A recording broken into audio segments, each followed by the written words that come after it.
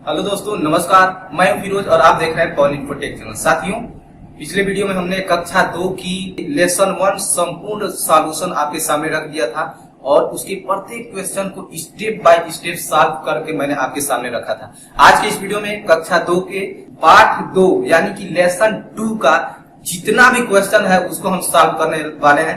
तो बने रहिए हमारे वीडियो के साथ अंत तक। तो चलिए वीडियो को शुरू करते हैं।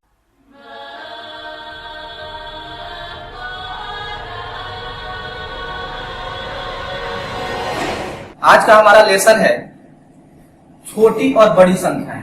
इससे पहले मैं आपको बता दूं छोटा का चिन्ह कौन होता है और बड़ा का चिन्ह कौन होता है। साथियों, कभी भी छोटी और बड़ी का जो चिन्ह लगाया जाता है वो दो संख्याओं के बीच में लगाया जाता है। क्या होता है?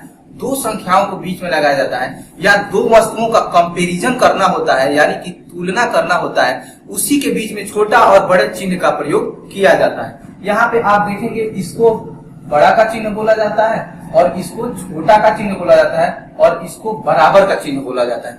अब आप कंफ्यूजन में पड़ जाएंगे कि क्यों इसको बड़ा का चिन्ह बोला जाता है और इसको छोटा का चिन्ह बोला जाता है।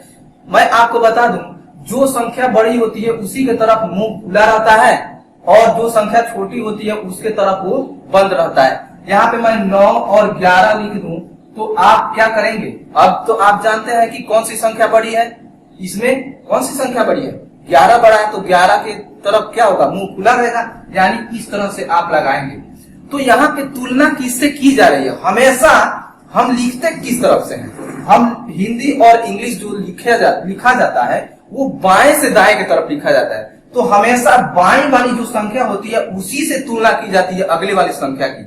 इसीलिए बड़ा और छोटा इसी के हिसाब से लगाया जाता है। अगर ये संख्या छोटा है तो इसी के तरफ मुंह बंद रहता है, अगर ये संख्या बड़ा है तो इसके तरफ मुंह खुला रहता है। तो इस तरह से बड़ा और छोटा का चिन्ह लगाते हैं और दोनों संख्याएं यदि बराबर हो तो बीच में इस तरह का एक चिन्ह लगाते हैं जिसे बराबर का चिन्ह कहा जाता है। जैसे मान लीजिए आपको 10 दे दिया गया हो और 10 दे दिया गया हो, ये दोनों तो आपस में बराबर है, तो ना ही बड़ा का चिन्ह लगेगा और ना ही छोटा का चिन्ह लगेगा। इन दोनों के बीच में बराबर का चिन्ह हम लगा देंगे। आपका क्वेश्चन क्या हो जाएगा? सॉल्व हो जाएगा। ये सिर्फ नंबर्स पे ही नहीं, वस्तुओं पे भी लागू होती है। जैसे मान लीजिए यहाँ पे 3 हमने खिलौने, यहाँ पे 3 हमने गोला रखा हुआ है और यहाँ पे मान लीजिए 1 2 3 4 5 गोला रखा हुआ है। तो आप इसमें क्या करेंगे? इसमें बताइए कौन छोटा है कौन बड़ा है, यानी कौन ज्यादा है और कौन कम है। तुलना अभी भी हो रही है ना। तो ये क्या है? ज्यादा है और ये कम है। तो मुंह किसकी तरफ खुला रहेगा? इसके तरफ खुला रहेगा और इसके तरफ बंद रहेगा, यानी ये छोटा है इससे। हम कह सकते हैं ये कम है इससे। इसी प्रकार से मान लीजिए कुछ यहाँ पे वस्तुएं रख दी गई हो और इसी तरह की कुछ यहाँ पे भी वस्तुएं रख दी गई हो। अब आप गिनेंगे तो 1 2 3 4 5, 1 2 3 4 5 दोनों क्या है? बराबर है। तो इसके बीच में हम मात्र क्या कर देंगे? बराबर का चिन्ह लगा देंगे। इसी तरह से क्वेश्चंस आपसे पूछे जाते हैं। बस ध्यान क्या रखना है कि जो संख्या छोटी होगी उसके तरफ मुंह बंद रहेगा और जो बड़ी होगी उसकी तरफ मुंह खुला रहेगा। क्लियर? इसी तरह से इसको हम सॉल्व करते हैं। चलिए अब अपने लेसन की तरफ बढ़ते हैं, देखते हैं सबसे पहला क्वेश्चन हमारा क्या कहता है। दोस्तों, सबसे पहला हमारा क्वेश्चन है गिनो और छोटे बड़े का चिन्ह लगाओ। यहाँ पे देखिए कुछ यहाँ पे वस्तुएं दे दी गई है, इस तरह से कुछ बना दिया गया है और यहाँ पे इस तरह से कुछ बना दिया है। तो यहाँ पे कुछ वस्तुएं यहाँ पे दी गई है और कुछ वस्तुएं यहाँ पे, और उसमें डॉट डॉट डॉट दे दिया गया। उसी में हमको क्या करना है? बड़ा और छोटा का चिन्ह लगाना है। तो हम देखेंगे सबसे पहली जो वस्तु दी गई है या संख्या दी गई है उसी से तुलना की जाती है। तो ये बड़ी है इससे, इसको पढ़ेंगे, ये बड़ी है इससे, तो इसके बीच में हम क्या करेंगे? बड़ा का चिन्ह लगाएंगे। क्यों? क्योंकि ये बड़ा है। क्लियर? तो ये बड़ा है तो बड़े की तरफ मुंह खुला रहेगा, यानी कि इस तरह से आप चिन्ह लगा देंगे। उसी में दूसरा आपका पार्ट दे दिया गया है।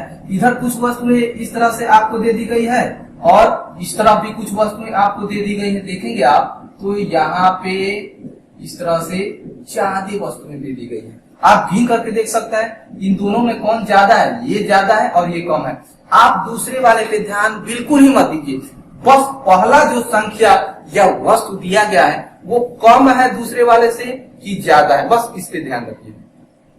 तो ये क्या है, कम है इससे, यानी कि छोटा है, तो हम क्या करेंगे, छोटे का चिन्ह लगा देंगे। हो गया, हमारा क्वेश्चन सॉल्व हो गया, बिल्कुल आसान। चलिए आगे बढ़ते हैं। दूसरा हमारा क्वेश्चन दे दिया गया है, उचित चिन्ह बड़ा, बराबर और छोटे का चिन्ह लगाओ। यानी उचित चिन्ह का प्रयोग करके और क्वेश्चन को आपको क्या कर देना है, सॉल्व कर देना है। यहाँ पे आपका दे दिया गया है क्वेश्चन, सबसे पहला क दे दिया गया है 750 और बीच में आपको चिन्ह लगाना है और 39। आपका ख दे दिया गया है 31 और उसके बीच में आपको बड़ा, छोटा तथा बराबर का चिन्ह लगाना है, यानी उचित चिन्ह का प्रयोग करना है। आपका ग दे दिया गया है क्या, 50 और एक और संख्या दे दी गई है 50 और उसके बीच में आपको उचित चिन्ह का प्रयोग करना है। ख आपका दे दिया गया है 16 और बीच में आपको उचित चिन्ह का प्रयोग करना है और 4। अंग आपका दे दिया गया है 950 और एक और संख्या दे दी गई है 300, उसके बीच में आपको उचित चिन्ह का प्रयोग कर देना है। उसी प्रकार से 6 आपका दे दिया गया है 116 और डॉट डॉट डॉट 116। ये आपके 6 क्वेश्चंस यहाँ पे रखे गए हैं। अभी मैंने आपको बताया कि हमेशा तुलना बाईं वाली संख्या से की जाती है, यानी ये छोटा है कि बड़ा है, किससे, अपने जस्ट अगले वाली संख्या से। तो 750 छोटा है कि बड़ा है 39 से। तो यहाँ पे छोटा और बड़ा में सबसे पहले तो ये देख लीजिए कि ये 3 अंकों की संख्या है और ये 2 अंकों की संख्या है, अंकों में भी कम है, यानी ये छोटा है ये बड़ा है, यानी सबसे जो पहली संख्या दी गई है वो क्या है, बड़ा है, तो बड़ा का चिन्ह लगा देंगे। हो गया। अब यहाँ पे 31,850 से क्या है, छोटा है। हमेशा ये देखेंगे कि ये संख्या इससे बड़ी है कि छोटी है। यदि छोटा है तो छोटे का चिन्ह, बड़ा है तो बड़ा का चिन्ह, और यदि दोनों आपस में बराबर है तो बीच में बराबर का चिन्ह लगा देंगे। ये क्या है, छोटा है, तो छोटे का चिन्ह लगा देंगे। अब यहाँ पे 50 और 50 दोनों आपस में क्या है, बराबर है, तो बराबर का चिन्ह लगा दीजिए। आपका क्वेश्चन क्या हो जाएगा, सॉल्व हो जाएगा।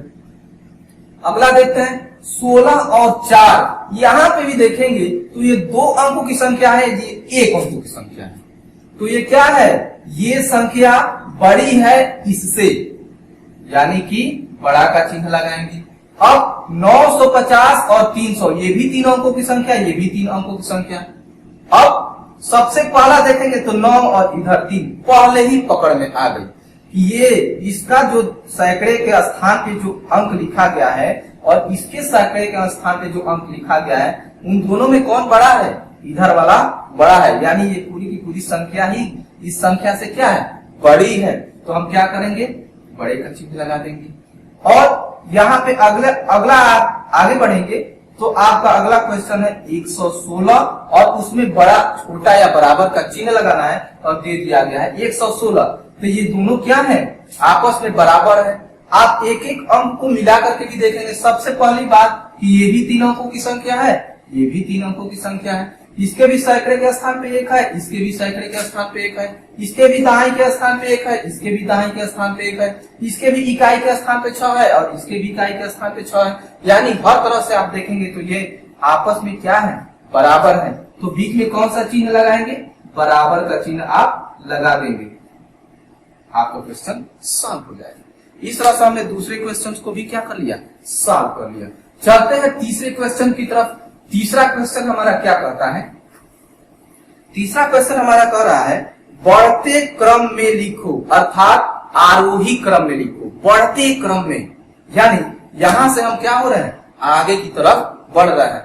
अब कहा जाए पीछे बढ़िए, तो हम क्या करेंगे, इस तरफ से पीछे बढ़ेंगे ना, या प्रार्थना होता होगा तो आपको बोला जाता होगा कि छोटे बच्चे आ जाए आगे और बड़े बच्चे पीछे, यानी छोटे से बड़े के क्रम में आप आगे की तरफ से क्या होते हैं, खड़े होते हैं। तो किस क्रम में वो खड़े होते हैं, आप आरोही के क्रम में खड़े होते हैं। यहाँ पे उसी तरह से संख्याओं में ही आरोही और अवरोही, संख्याओं में भी आरोही और अवरोही क्रम होता है, यानी जो संख्याएं छोटे से बड़े की तरफ लिखती हुई आगे बढ़ते हैं उसे हम कहते हैं क्या, आरोही क्रम। और जो संख्याएं बड़े से छोटे की तरफ, यानी सबसे पहले सबसे बड़ी संख्या लिखी जाए, उसके बाद उससे छोटी, उसके बाद उससे छोटी, उसके बाद उससे छोटी, इस तरह से वह क्रम करते हुए लास्ट में सबसे छोटी संख्या लिखा जाए, वह हमारा अवरोही क्रम यानी घटता हुआ क्रम कहलाता है। जैसे यहाँ पे कुछ संख्याएं दी गई है 3, 7, 15, 13, 11, तो हम इसको आरोही क्रम में यदि सजाते हैं, यानी इसको आरोही क्रम में लिखते हैं, तो क्या होगा, सबसे पहले सबसे छोटा वाला अंक देखेंगे। तो इसमें सबसे छोटा कौन सी संख्या है, 3 है, यस 3 ही है, तो सबसे पहले 3 लिखेंगे।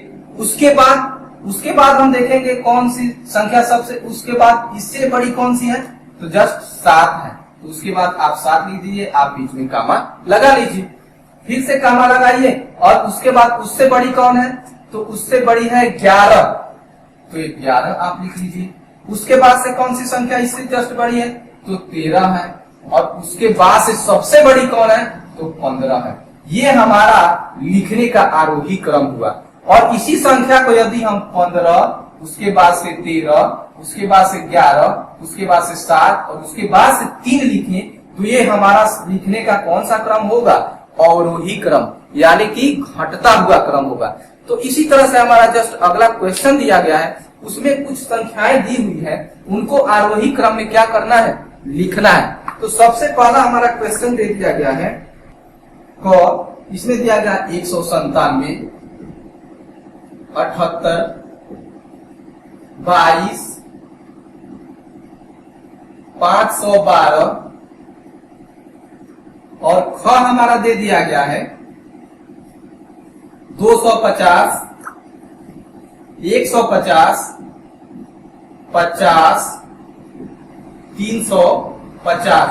दो हमको क्वेश्चन दिया गया है, यहाँ पे इन संख्याओं को लिखा गया है और ख में भी कुछ संख्याओं को लिखा गया है। अब इनको हमको आरोही क्रम यानी बढ़ते हुए क्रम में लिखना है। तो बढ़ते क्रम में सबसे पहले सबसे छोटा रहेगा, उसके बाद उससे बड़ा, उससे बड़ा और लास्ट में सबसे बड़ा। तो अब यहाँ पे देखिए, सॉल्व करते समय कुछ बातों का ध्यान रखना चाहिए। जिस तरह से मैं बता रहा हूँ उस तरह से आप लिखिए और प्रैक्टिस कीजिए। आपको 100% जब आप परीक्षा देंगे तो उसमें फुल मार्क्स आपके आने वाले हैं। अब आप ऐसे ही लिख देंगे तो जो टीचर होता है वो समझ ही नहीं पाता है कि आपने आरोही क्रम में लिखा है कि अवरोही क्रम में लिखा है। तो यहाँ पे हम जब सॉल्व करते हैं तो लिखिए कि आरोही क्रम, आरोही क्रम, जिससे कोई भी व्यक्ति इसको देखे तो समझ जाए कि संख्याओं को किस ऑर्डर में लिखा गया है, आरोही क्रम में, यानी कि बढ़ते हुए क्रम में। अब इसमें सबसे छोटी संख्या कौन सी है, तो सबसे छोटी संख्या यहाँ पे देखेंगे, ये 3 अंकों की संख्या है, ये भी 3 अंकों की संख्या, और ये 2 अंकों की, ये 2 अंकों की। इन दोनों में आप देखेंगे सबसे छोटी संख्या कौन सी है, तो 22 है। कौन है, 22 है। तो यहाँ पे सबसे पहले आप लिख लीजिए 22, उसके बाद कामा। अब इससे बड़ी कौन है, तो 78 है, तो आप 78 लिख लीजिए और कामा। अब इससे बड़ी कौन है, तो आप 197 और 512 में देखेंगे तो ये 512 सबसे बड़ी है और 197 उससे छोटा है, और यही दोनों बचे हैं तो हम 197 यहाँ पे लिख देंगे। उसके बाद कामा और लास्ट में क्या करेंगे, 512 लिख देंगे। इसको दूसरे तरीके से भी आप लिख सकते हैं। इन दोनों, ये जब दो संख्याएं आपको मिल रही हैं, उन दोनों के बीच में चिन्ह का प्रयोग करके। कौन, अब बढ़ते क्रम में है ना, यानी इधर वाली जस्ट संख्या उसके पहले वाले से क्या है, बड़ी है, तो आप इस तरह से भी लिख सकते हैं 22। अब इससे बड़ा है ना, तो इधर ये बंद रहेगा, इधर खुला हुआ 78, और इस तरह से आप कर लीजिए 197 और इस तरह से करके 512, यानी 22 छोटा है 78 से, 78 छोटा है 197 से, और 197 छोटा है 512 से। इस तरह से आप इसको हल कर सकते हैं। दूसरा हमारा क्वेश्चन है 250, 150, 50, 350, इनको भी आरोही क्रम में यानी कि बढ़ते हुए क्रम में लिखना है। तो क्या करेंगे, हम सबसे पहले देखेंगे कि कौन संख्या सबसे छोटी है, और उससे पहले यहाँ पे लिख देंगे आरोही क्रम। क्या लिख देंगे, आरोही क्रम। और इसके आगे अब सबसे छोटी संख्या कौन सी है, 50, उससे बड़ी कौन सी है? तो यहाँ पे देखेंगे 150, 250 और 350। तो 150 जस्ट इससे क्या है? बड़ा है, तो 150। अब इससे बड़ा कौन है? 250 है कि 350 है? तो यहाँ पे ये दोनों 3 अंकों की संख्या है ना, इसमें आप जो सैकड़ा वाला अंक है देखेंगे ये 3 है, और इसमें सैकड़ा वाला जो अंक है 2 है, यानी 3 से 2 क्या है? छोटा है, यानी ये 250 लिखेंगे, और लास्ट में जो सबसे बड़ा है यानी कि 350 सबसे अंत में आप लिख देंगे। आपका क्वेश्चन सम। क्लियर? आगे बढ़ते हैं। अगला क्वेश्चन हमारा क्या कहता है? प्रत्येक लेसन को आप एकदम 100% समझने वाले हैं और घर बैठे पढ़ने वाले हैं, आपको बिल्कुल भी टेंशन लेने की जरूरत नहीं है। अगला क्वेश्चन हमारा कह रहा है घटते क्रम यानी अवरोही क्रम में लिखो, और आपका 2 क्वेश्चन यहाँ पे दे दिया गया है, क और ख। क में क्या क्या दे दिया है? 34, 515, 135, 247, और ख में आपका दे दिया है 500, 700, 400, 600। अब इनको हमको क्या करना है? अवरोही क्रम यानी कि घटते हुए क्रम में लिखना है। तो क्या करेंगे? यहाँ पे जब सॉल्व करेंगे तो सबसे पहले हम लिख देंगे घटते क्रम